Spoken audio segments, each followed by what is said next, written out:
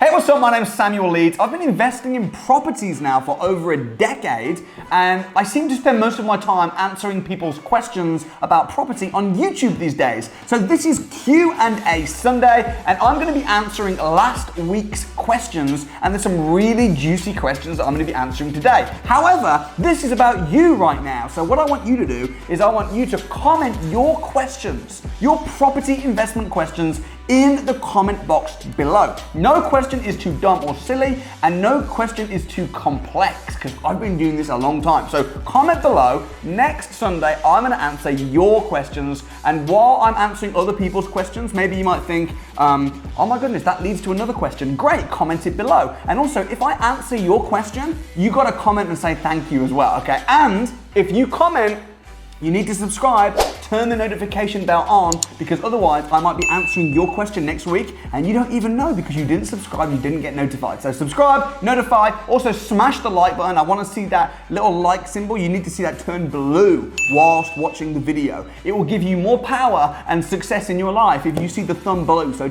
press that, smash that like button right now, and let's get right to this. So Darius says, I have a question. I'm purchasing a property, however, I have to wait for the landlord to evict the current tenants. The court order was granted before the lockdown. However, I have heard that evictions have been put on hold. Does this still apply if the court order has already been granted? So Darius, my advice would be, I don't know what you agreed. I don't know what the order was exactly because I haven't got the solicitor's paperwork in front of me. I would just go back to the solicitor and ask them what's what. Everything's been held down because of lockdown, so things are slowing down. So I'm not sure what the agreement was. It might just be that you need to wait for the tenants to be evicted, which might take a little bit longer before you can complete. So read what was written and what was agreed and ask your solicitor, but good luck with it. I hope it's a great juicy deal and I hope it's worth the wait. Key SG says, what was the smallest startup capital you saw someone use to start their property portfolio? Nothing. I've seen people start with nothing, and I started with nothing. I started with paper round money. So you don't need money to get started. You just need to get started and then get the money and hope the money will come, raise the money. But firstly, focus on starting, focus on finding the deals. Mahabi says, how to find a rent-to-rent deal on SpareRoom. If you want to find a rent-to-rent deal on SpareRoom, I'd find properties that look suitable for you, and I would message the landlord and ask them if they're interested in receiving a guaranteed rent. And if they are, explain to them what service you can offer them. BMX Vloggers, why do you rent your house and office, and how come you don't use a supercar or anything like that? I don't use a supercar because I don't want a supercar. It's really interesting. I just drive and wear and do what I want rather than thinking about how it's going to look and what others are going to think. And I really like my car. I drive a nice car. It's a Range Rover. I like my house. The reason I rent it and don't buy it is because it wouldn't make commercial sense to buy it because it's worth several £million. Probably around, I'd say about £3 million my house is worth. So if I was to buy it, the amount of money that would be tied up, I'd be better off using that money wisely in investing it commercially, and then with the income, rent where I live. It also gives me more flexibility and freedom, so I can move. I've lived in 5 houses in the last 5 years, I think, maybe around that. So I like to move around. I hope that helps, and good luck in your journey. Okay, the Minto. Hi Sammy, I have a question regarding deal sourcing. When speaking to investors, what questions would you ask them regarding what they're looking for? So I'm really glad, the Minto, that you started with that. You said, what questions should I ask investors that are interested in working with me? Because most people don't get that. Most people just try and sell to investors, but the fact that you're saying, what questions should I ask, shows that you're on the right track, because you should be exactly doing that. Asking the investors questions. Asking them questions like, what are you looking for? Like you've said, what kind of deals are you looking for? And then if you've got suitable deals, ask them if they're in a position to move. Ask them if they've got the funds in place. Ask them if they'd be happy to pay you a sources fee if the deal was right. And then if they say yes, yes, yes, and you've got a deal that works for them, then ask them how they'd like to pay. That's about as simple as it is. Good luck. Let me know how you get on. Okay, James Webb says, I'm 20 and new to the space. Great to see you starting young. Some of these guys are even younger. The next question I'm going to answer is a guy who's 16 years old. Your videos are opening my mind up to the possibilities out there. What balance do you recommend between investing in a property in your local area with an emotional gut attachment in my Basingstoke case, or looking at areas not local to you and basing decisions purely from data? So James Webb, you're exactly right. The advantage to buying outside of your area is that you take emotions out of it, which is a great thing, and you just make decisions based on formulas, not feelings. Whereas if it's in your area, you get a bit emotional, sentimental, or judgmental. Oh, that was the rough end of town. Yeah, but because you live there and you've judged that area all life, you don't want to buy a house there, but actually that's much better investment area. So that's the advantage of buying further away from home. Another advantage from buying further away from home is that you don't get tempted to be involved in the management side of things. You're going to set it up and systemize it so that it's passive. Another advantage is if you're tied to your home area, you're just, oh, I'm here. Whereas if you say, I'm going to invest in the best area, it unties you, so you find areas solely for their investment area. So I don't invest where I live. My only caveat to that would be, don't invest in somewhere that you don't know. You want to know the area. You mentioned gut feeling in your own area. That's a good thing, because sometimes gut feeling can be a good thing, and you only have that gut because you know the area, you know what's around. So find a really good area, find a management system, get to know the area and invest there. I mean, Basingstoke, you can make money in Basingstoke, but for straight buy to let, it kind of sucks. Just saying it as it is. You can make money anywhere, but make sure that you're using your formulas, not your feelings. Hope that helps, James, and good luck. Okay, next. This is the guy who's, no, he's not 16. This guy's 13. Firstly, congratulations for being a follower and a subscriber of this YouTube channel at such a young age. Honestly, if all 13-year-olds watch my YouTube channel, the world will be a better place in 10 years' time, and people will be way more financially literate. So good job. And this is Abdullah, and he says, Samuel, is it possible to get a lease option agreement on an unmortgageable house? I'm 13 years old and I'm trying to learn as much. Love your videos. Hey, thank you so much. That means a lot. You can get a lease option agreement on an unmortgageable house, yes. But I would question why you would want to, because if it's unmortgageable house and you have a lease option agreement on it, which says that you're going to buy it, say, in 7 years' time, let's say, in 7 years' time, the chances are the house will still be unmortgageable. So unless it's unmortgageable for a reason that you can fix, like for instance, if there's no hot water, but you can fix that by just putting some hot water in, then it might be good because you can get a really good deal and fix it a little bit. I wouldn't spend a load of money on a lease option agreement house, because until you have the title deeds, you don't want to be investing loads of money. So generally speaking, rule of thumb would be probably not to get a lease option on an unmortgageable house, but legally you can. Hope that helps. Thanks for watching the channel. Hey, if you're young and you're watching the channel, you got to subscribe too, okay? I love the young, the old, everybody. Anyone that's got a common interest in becoming financially independent and investing successfully and ethically in property is welcome to be a subscriber of my channel. Okay, Adileek says, do you think getting a survey on a property you want to purchase is worth the money? And if yes, what type of survey? Yes, it's absolutely worth every single penny. I would get an independent building survey every time you buy a house, especially if you're buying from auction. Shemaya Achiapong. Hi Samuel, I know you will say my name wrong. Did I say it wrong? Shemaya Achiapong. Okay, I know you'll say my name wrong, maybe not, but people just call me Shem or Shemi. Okay, hi Shemi, what's up? Achiapong, you are from Ghana. See, I hope if I got your name right, you gotta subscribe right now, okay? I wanted to be an entrepreneur, property investor for the longest time. Have you got any advice for me? My first advice will be don't prejudge people and expect them to get your name wrong, because sometimes that doesn't. No, I'm just kidding. Give me an example of what I can start doing and what I should start doing to earn money. Also, any advice on the first well-paid job, if needed, I should apply for. So Shemaya or Shemi or Shem or whatever you want to be called. If you want to get money and you got to be valuable to people. That's it. So, however young or old you are, if you can find a way to add value to those to people, find the people that are closest to you, the business people or parents or friends or people that have businesses, and think, how can I add value to these people? And if you don't know, ask them. What could I do over the next 6 months that would add value to your business and help you get extra money? And how can I help be a part of that? It's all about adding value. So, should you get a high-paid job? If you want to get a high-paid job, you got to study to get a high-paid. Generally, not always, but generally, you got to study to get a traditional high-paid job. But to get a high-paid income, to get high-paid business, to get a lot of cash, you haven't got to be well studied. You just got to be able to add value to people. That'd be my biggest advice. I hope that helps. Thank you for watching my channel. Okay, Barry S3 says, forgive me if this is a stupid question about deal sourcing. When you sell someone a deal, surely you don't know You don't show them what the deal is until they pay you, or else they know what the deal is and don't need to pay you. I don't get it. Barry, what you're going to do is you're going to get them to sign an NDA, a non-disclosure agreement, so they cannot cut you out.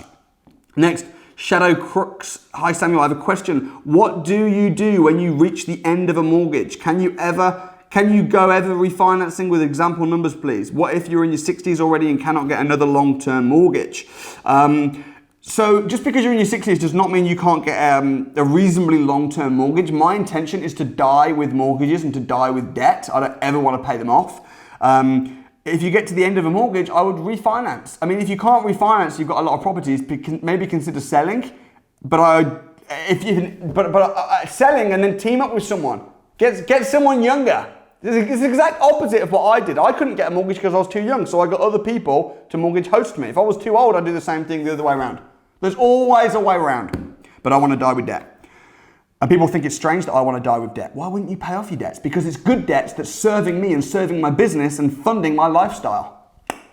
Bad debts is not. Bad debts is a downward spiral. Bad debt's really bad, good debt's really good. Don Pender. Hi, I'm really interested in HMOs. Just got a few questions. Can you list the minimum requirements when looking to buy a property for a HMO and when you've got the property ready to be rented out, etc., e.g. number of bathrooms needed, minimum size rooms, how far from city centre, town, etc. Thank you.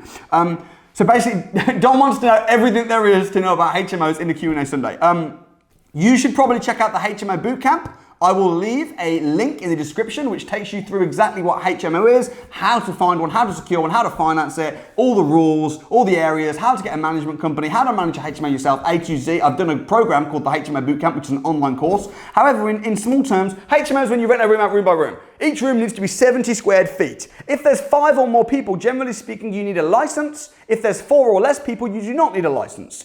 If it's in an Article 4 area, you need planning, or if there's 7 or more people in the property, you need planning. If you do not need planning and you do not need a license, I would still recommend getting fire doors in the property. Make sure the property is rentable. Make sure that it's within walking distance or a short bus journey into a buzzing city town centre. I mean, geez, like that's a few points about HMOs. I hope you like it. If you do, smash the like. Don't forget to subscribe.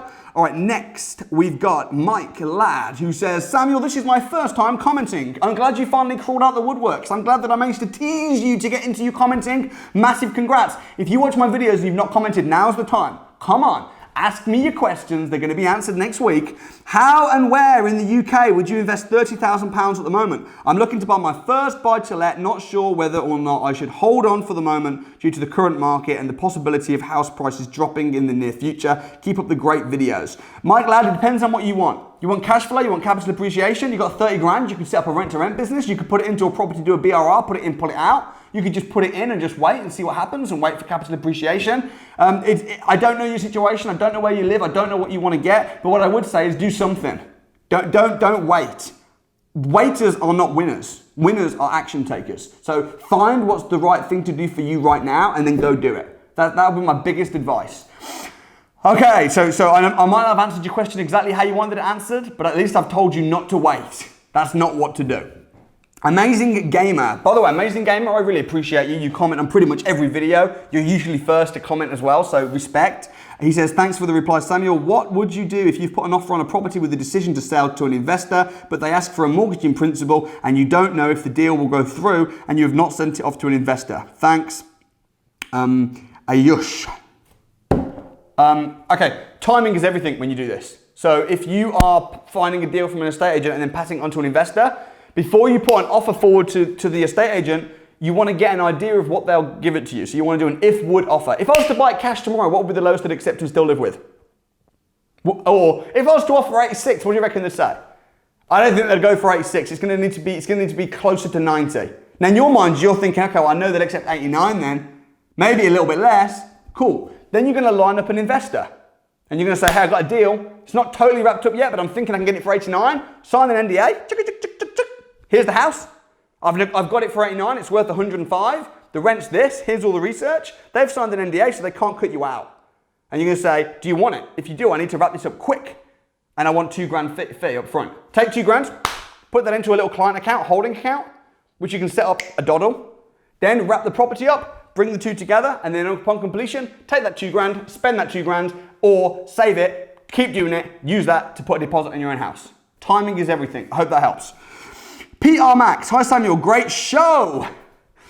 Thanks for the information, you're welcome. I have a question. I've got an IT contracting trading company where I get cash reserves. I want to lend from this company to a property company. I'm the director for both. Do lenders have any reservations if the deposit comes from another company, even though it's mine, it's still borrowed? No, that's fine. You can. I know that because I've done that many times. I've got different companies and I move money around, and that's absolutely fine from a lending criteria. I'd probably speak to an accountant to make sure you're doing it the most tax efficiently, but lenders won't have a problem with that. I know that, speaking from experience. Hope that helps. Good job. I'm glad to hear you've got cash reserves from your IT company. We have a lot of students who are in IT that make a lot of money. Maxwell says, hey Samuel, when viewing a property for potential BRRR, how do you determine what work would need to be done in the refurbishment? Okay, again, big question. Big question. I could spend I've done courses on this. I've done whole courses on how to price up jobs. How do you know how much work's going to be done on the refurbishment? I mean, I've worked on a building site and it's taken years of experience of training and doing deep deals. I can walk into a house and just know what needs doing and how much it needs doing for. I've got even on my BRRR masterclass, I've got a little spreadsheet which is tells you how much things generally cost, so you can go around and have a little checklist. But if you don't really know about that kind of stuff, maybe see if you can bring a builder or ask the estate agent. Say to the estate agent, look, you're selling a house, how much do you think it'll cost to get this up to scratch? And then put your offer in on the basis of what they've said. And then when you've put the offer in, it's been accepted, get a survey. And if the survey doesn't match what the estate agent said, the surveyor's saying it's going to be more, say, look, estate agent, you said it'd be 20 grand, the surveyor's saying 30 grand, I need to bring my offer down of £10,000 for the difference. So you don't need to be an expert, you just need to know the game. That's it. You don't need to be, people say, oh, to be a property investor, you've got to be an expert. Oh, you've got to be in 20 years. No, you don't. You just got to know the game and lean into other people's expertise. So that's it. All right. Hope that helps, by the way. If it does, drop a like. All right. I don't know how to pronounce that one. Sorry, I'm stuck. I'm going to have to go, I'm just going to call you Sky Vodka because that's the second name. I'm about to buy my first investment property buy to let. I'm too far to go and view the property, and that's would cash only, no mortgage. Can I get someone to have a look and tell me if it's worth? And what essential research to do for buy to let? I'm very worried if I can't rent it out. So you can send someone from Viewber, that's VIEWBER, Viewber, and they'll view it for you and they'll do a little report on it. That'll cost about £30–40. If you're worried about renting it out, everything will rent out at the right price. It will rent out. You just got to figure out what the right price is. I would suggest going on my Property Investors Crash Course. It's a free course. You can do it online for £195 or you can come in person for free. But at the moment, you can actually take advantage of me right now. You can join Samuel 365 for £1, which gives you a 7-day trial. Do the crash course online and then cancel. I hope you don't cancel, but you can do that. So you can pretty much do the crash course online for £1.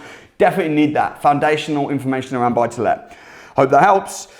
Tia Jackson, hi Samuel, I've started a co-deal sourcing company, followed your advice from your videos. Your advice helped me achieve this, so thank you so much. Welcome. I need to find off-market deals to vendor deals. How do I contact a landlord and negotiate a rent-to-rent or a B&V purchase without scaring them off? My biggest challenge is negotiating deals with the vendors. I can find good deals easy, thanks in advance.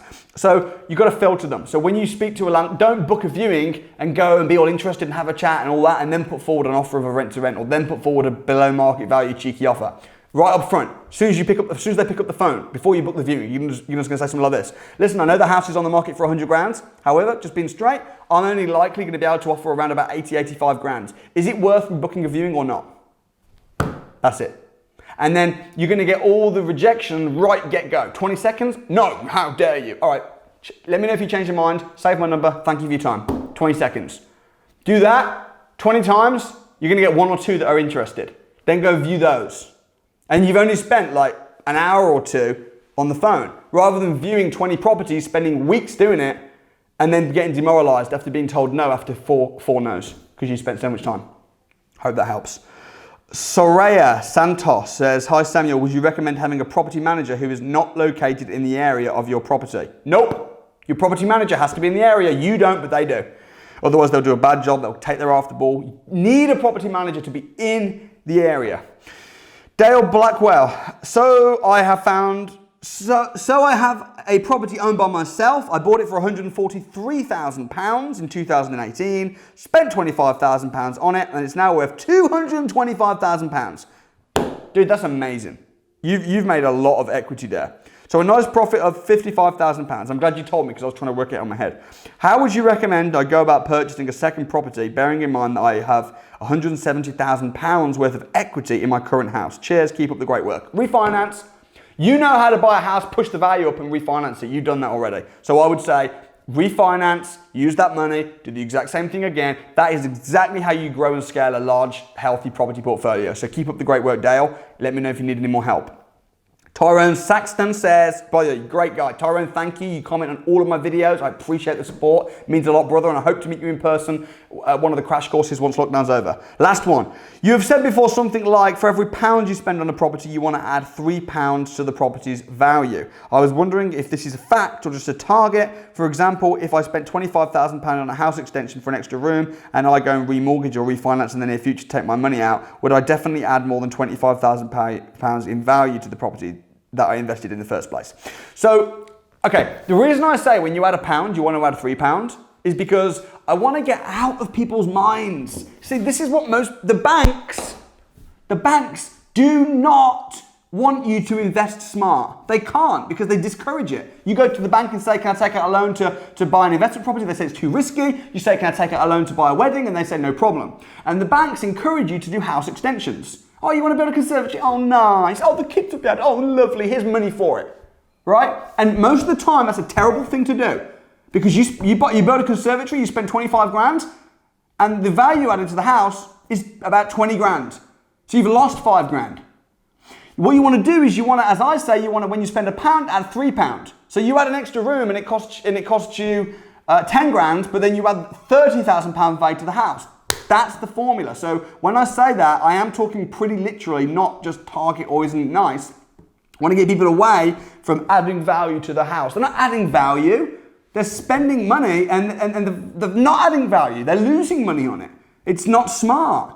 So, and if you want, oh yeah, but Samuel, I just want the extension. I just want the conservatory. I want it. I know it's not smart, but I want it. Then rent where you live. Like just rent somewhere that you want, paid for out of you being smart. So the formulas in terms of being able to refinance it, the formulas are very simple. And there's only 3 formulas when you're doing BRRR that you need to contend with. There's buying the house, the purchase price, then there's the refurb cost, and then there's the gross development value, the end value. That's it. And you need to make sure that when you buy a house and add value, you need to make sure that the end value is being pushed up enough that you can refinance and pull your investment back out. And if you can't, pull it mostly out. This is a numbers game. So Tyrone, I know you've got a lot of deals going on. You've got HMOs and stuff. I'm excited. I want to hook up. I'd love to see some of your houses. But guys, honestly, when you're investing, this is serious. This is a business. This is not what do I feel like? All the TV shows out there that you watch on TV, you know, all these shows, it's all about, oh, this is nice, this is romantic, oh, look what they did. Oh, no, this is just a straightforward facts and numbers game. And that's why I run this YouTube channel, because I want people to understand the formulas. I want people to be financially literate. I want people to invest smart. So thank you for being a subscriber of my channel. Thank you for watching my videos. I want to see your questions. I want to help you out. Comment your questions below. If you enjoy my channel, share it with everybody. And the more you comment below, the more this video gets seen. So share it, comment, like, blue thumb, turn the notification bell on, because there's nothing worse than when people comment on my videos and then I answer their comments, but they don't ever even see the answer. So subscribe and turn the notification bell on. Thank you. I'll see you next time.